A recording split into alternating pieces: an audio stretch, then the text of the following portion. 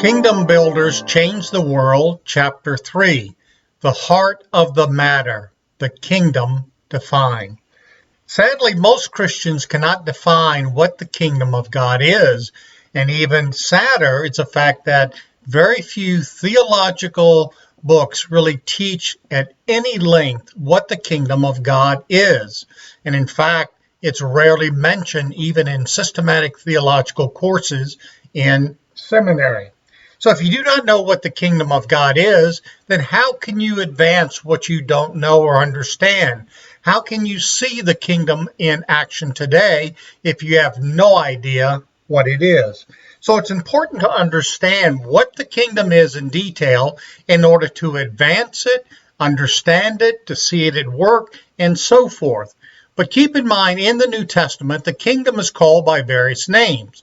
It's called the kingdom, sometimes the kingdom of God, sometimes the kingdom of heaven, sometimes the gospel of the kingdom, sometimes the gospel, and there are many other terms which are applied to the kingdom, and you will learn this in this particular chapter.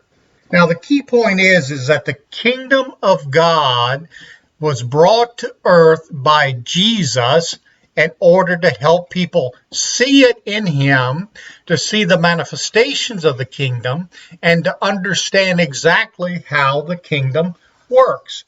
Now, the kingdom is very important because it's not only present, but it's only partially present, and you'll get more details about that in this chapter.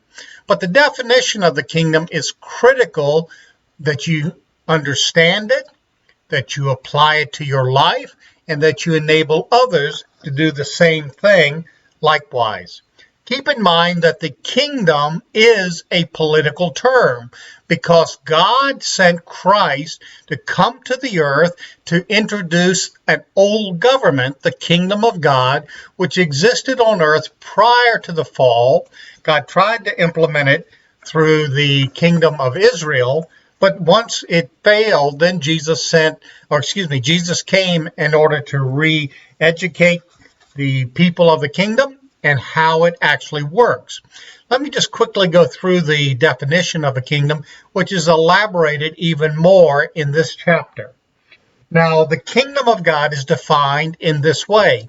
It is King Jesus' ruling influence in and over his citizens by infusing and instilling in them his kingdom word, his kingdom spirit, that produces kingdom beliefs, that produces a kingdom mindset, that produces a kingdom behavior, that produces a kingdom culture, that produces a kingdom lifestyle, not only in individuals, but also in the church and in the general society in order to impact the culture around us, to bring those kingdom principles to operate in every area of life, not just family, but in business, in government, in education, and so forth.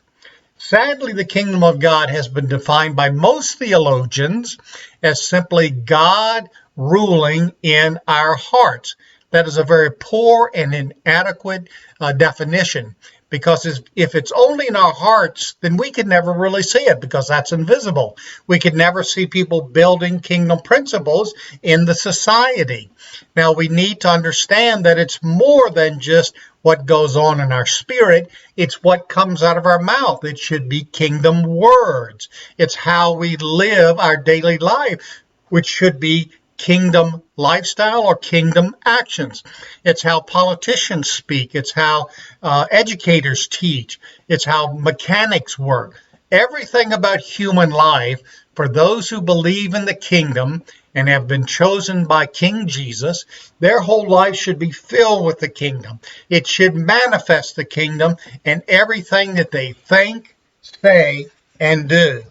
So we who are kingdom citizens, whatever we do should be seen as kingdom activities, because as kingdom citizens, it should be a manifestation of how God works in the life of all people through his kingdom citizens.